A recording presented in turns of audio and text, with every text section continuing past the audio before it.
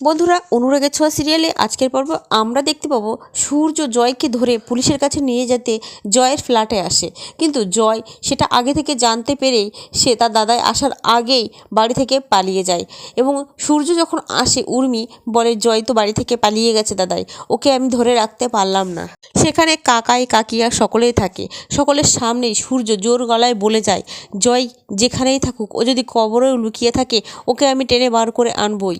ও যে অপরাধটা করেছে দীপার সাথে, সেটার কোনো ক্ষমা হয় না। অন্যদিকে দেখতে পাবো জয়ী সেন্সলেস হয়ে পড়ে আর দীপার কোলেই ঢলে পড়ে। ওদিকে সাক্ষ্যদীপ স্যার সূর্য আর সোনাকেই বকাবকি করতে থাকে। সাক্ষ্যদীপ স্যার বলে, ডক্টর সূর্য সেনগুপ্ত, আপনার আর আপনার মেয়ের এই ঝগড়া ঝামেলার মধ্যে পড়েই আমার মেয়েটা অসুস্থ হয়ে পড়েছে।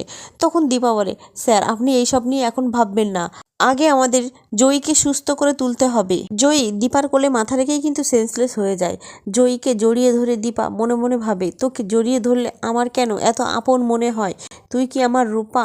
তোর স্পর্শ, তোর অনুভূতি আমার সেই পাকা মেয়ে আমার রূপার কথা মনে পড়িয়ে দেয়।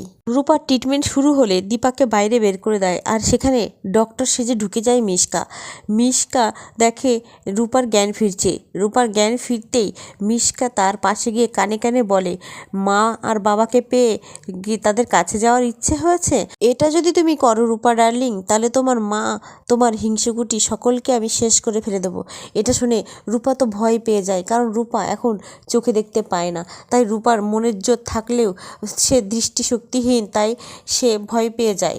আমরা আগেই দেখেছি রূপা কিন্তু কল্পনা করেছিল যে তার মাকে সে তার নিজের পরিচয় জানিয়ে দিয়েছে। আসলে কিন্তু সে তার মায়ের কাছে নিজের পরিচয়টা দিতে পারেনি। সে সব কিছুই কল্পনা করছিল আর কল্পনা করতে করতে কিন্তু সেন্সলেস হয়ে গেছিল।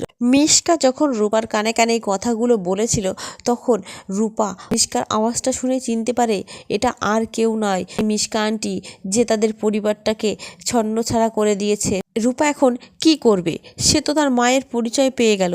সে জেনে গেল তার মা তার খুব কাছে আছে, এসজি তার মা বেঁচে আছে। কিন্তু কি করে তার মাকে জানাবে যে আমি রূপা, আমি বেঁচে আছি?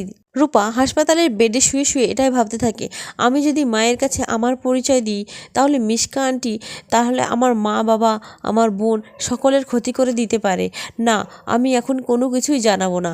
আমার চোখের অপারেশনটা হয়ে যাক আগে, তারপরে আমি মিশকা আন্টিকে দেখে নেব।